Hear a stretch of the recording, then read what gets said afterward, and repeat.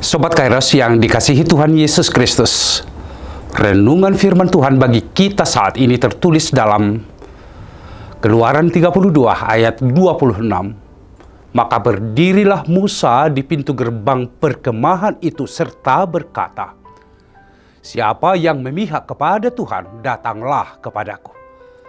Lalu berkumpullah kepadanya seluruh Bani Lewi.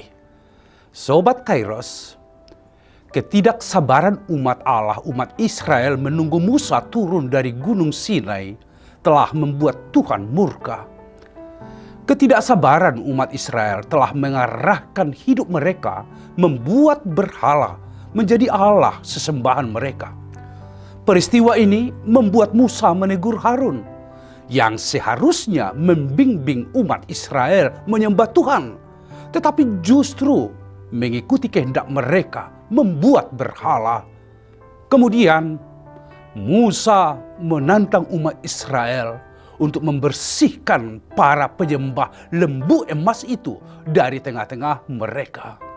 Saudaraku, siapa yang memihak kepada Tuhan, datanglah kepadaku. Inilah seruan Musa kepada bangsa Israel. Dari 12 suku Israel, hanya suku Lewi saja yang berpihak kepada Tuhan dan menumpas semua pengkhianat itu, karena mereka memilih untuk taat kepada Tuhan dan tidak mengikuti arus. Maka mereka memperoleh kasih setia Allah. Berpihak kepada Tuhan itu berarti berada di jalurnya Tuhan.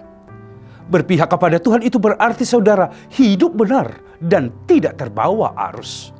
Saudara, apa pesan firman Tuhan ini kepada kita? Yang pertama, perlunya penguasaan diri. Sejak dahulu kala, penguasaan diri adalah sifat yang sangat dikagumi. Coba kita lihat, kita Amsal 16 ayat 32, di sana dikatakan saudaraku, orang yang sabar melebihi seorang pahlawan, orang yang menguasai dirinya melebihi orang yang merebut kota. Bagi orang percaya, penguasaan diri adalah buah dari pekerjaan Roh Kudus. Di dalam kehidupan sehari-hari kita mengenal sifat ini sebagai disiplin keteraturan hidup. Inilah yang harus kita bangun di dalam kehidupan, membangun hidup sabar di tengah-tengah kehidupan kita. Yang kedua, saudara-saudaraku, memihak kepada Tuhan. Sekarang kita hidup di era yang cepat berubah. Era digital baru, era teknologi, era revolusi industri. Era ini saudara bisa menjadikan setiap orang manusia terlena akibat banyak kemudahan yang ditawarkan. Apabila kita tidak memperlengkapi diri dengan nilai-nilai spiritualitas, bisa saja kita terbawa arus dan jauh dari kehendak Tuhan. Nilai-nilai spiritualitas yang saya maksudkan saudara-saudaraku adalah kesungguhan kita berdoa dan kesungguhan kita membaca firman Tuhan. Firman Tuhan yang harus secara terus-menerus kita lakukan di dalam kehidupan ini. Dalam pengertian ini, kita sebut hidup yang memihak kepada Tuhan, saudara-saudaraku. Bila di dalam kehidupan ini, kita memihak kepada Tuhan, maka di sanalah kita akan sampai kepada berkat rohani yang berkelimpahan. Sebagaimana keturunan suku Lewi yang mendapat berkat kasih setia dari Tuhan. Kiranya firman ini mencerahkan kita semua di dalam melakukan aktivitas pekerjaan yang akan kita lakukan di hari ini. Tuhan Yesus memberkati saudaraku sekalian, Sobat Kairos yang saya kasihi dalam Kristus Yesus.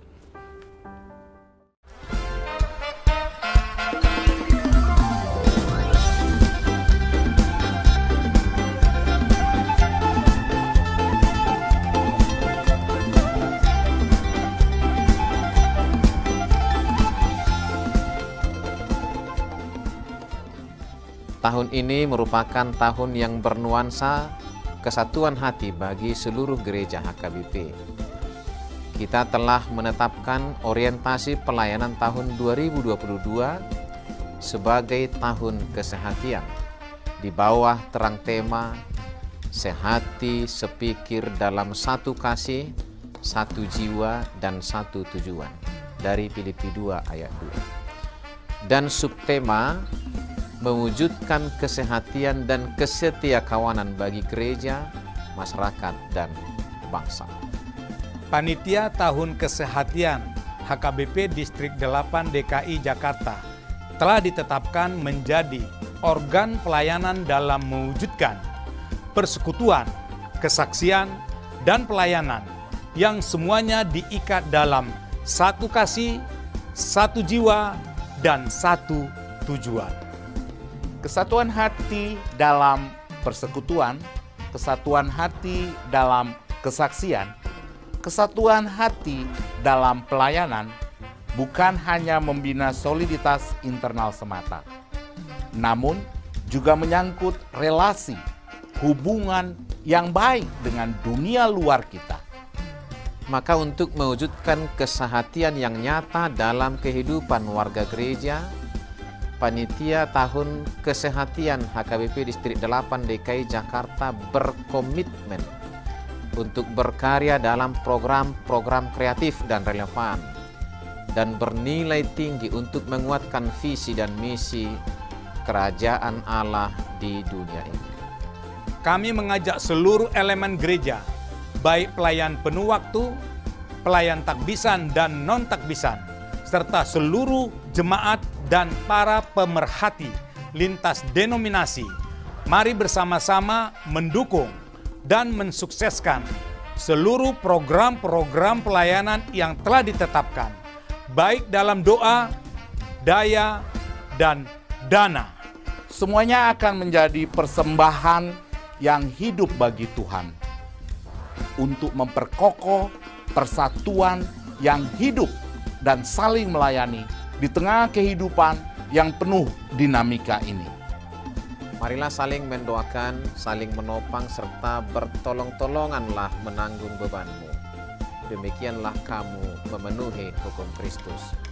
Horas, horas, horas!